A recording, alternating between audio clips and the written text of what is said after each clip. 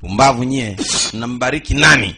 Jamaa kavuta kwanza upanga. Kipindi hiyo mnakoongea kwanza, watu wana dance hewani namna hii. Episodi ya kwanza iliishia hapa, sasa ni ya pili inaendelea hapa hapa. Bwana.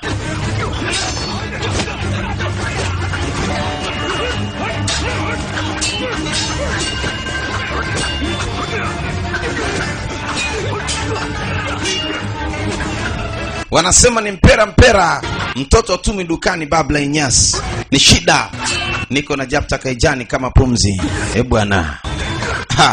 Bila kumsahau Mudi. Leo yuko ndani ya jiji la Dar es Salaam na anawakilisha vyema kabisa. Mzee wa mambo huyo. Lakini juu kuna mtu anaingia sehemu hii, alafu anapiga pamzuki peke yake. Anapiga staili moja tu. Yaani pamzuki na zile flat. Anatumia mikono tu, yaani sambaratisha watu akaomwaga kule mbali kwanza. Pumbavu waloleta zawadi alikutana na mama mmoja ni shida. Nini? Pigwa mtu pamzuki ilo maana. Yaani ilo tulia. Heshima yako chifu.